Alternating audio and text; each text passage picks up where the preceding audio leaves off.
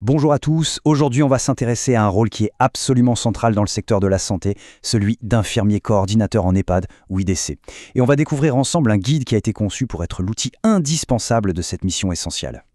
7500, ce n'est pas juste un chiffre, c'est le nombre d'IDC qui exercent aujourd'hui en France.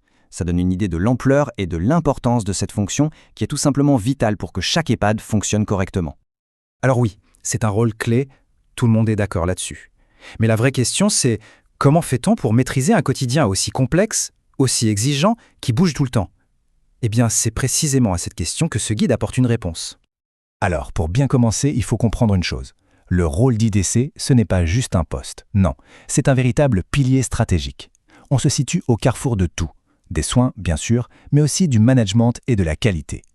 En fait, être IDC, c'est être un peu un équilibriste. Il faut constamment jongler entre l'expertise clinique, les compétences de manager, la rigueur administrative, et en même temps, il faut répondre aux attentes de tout le monde.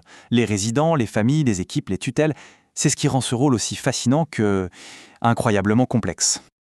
Bon, abordons maintenant un sujet qui inquiète un peu tout le monde, les fameuses réformes de 2025. Ça peut ressembler à un vrai casse-tête réglementaire, et c'est normal d'être un peu anxieux. L'objectif du guide, c'est justement de transformer cette anxiété en une feuille de route limpide. Et voilà comment une information juridique qui semble super dense devient tout d'un coup très digeste. En un seul coup d'œil, on voit l'impact de la loi de 2025, du PLFSS. Fini le flou, on sait exactement ce qui change pour nous. C'est direct, c'est efficace, ça va droit au but. Mais au-delà des grandes réformes, il y a les défis du quotidien. Et l'un des plus grands, c'est de réussir à clarifier son positionnement. Ce guide donne justement les clés pour asseoir son autorité, mais de manière légitime et efficace. Ça, c'est une distinction qui est cruciale et qui est souvent à l'origine de pas mal de conflits. L'EDHC est sous l'autorité hiérarchique du directeur, d'accord?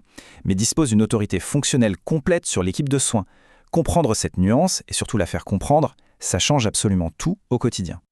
Et l'impact de cette clarification, il n'est pas théorique, pas du tout, il est mesurable. Les chiffres sont vraiment parlants. Quand on clarifie les rôles, on obtient 37% de fluidité en plus dans les décisions et surtout 42% de conflits en moins. Le gain est concret et il est immédiat. Mais ce guide, ce n'est pas juste des concepts, c'est avant tout une véritable boîte à outils pratique. Elle est pleine de méthodes concrètes prêtes à l'emploi pour obtenir des résultats tout de suite. Prenons par exemple la checklist des 30 premiers jours. Pour n'importe qui prenant un nouveau poste, ça change complètement la donne. Fini de naviguer à vue. Là, on a un plan d'action clair, semaine par semaine, pour une intégration réussie. C'est une feuille de route qui rassure et qui rend efficace dès le départ. Autre défi quotidien, savoir dire non, mais sans créer de conflit.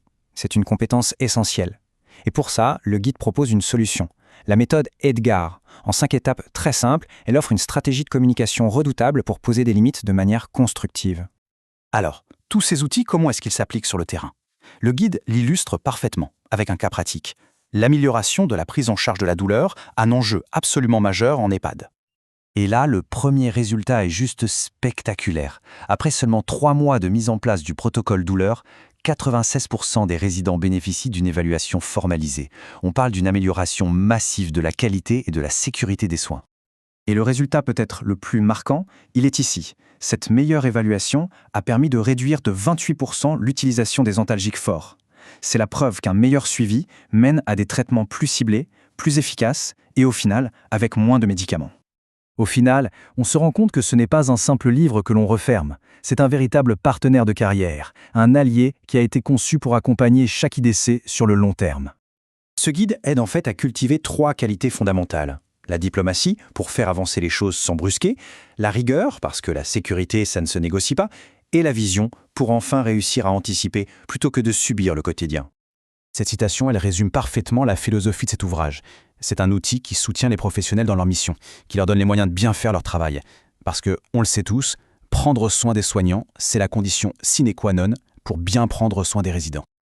La question finale est donc simple. Face à la complexité, aux réformes, à tous les défis du terrain, pourquoi continuer à subir quand on peut s'équiper pour réussir? N'est-il pas temps de s'offrir le meilleur allié possible?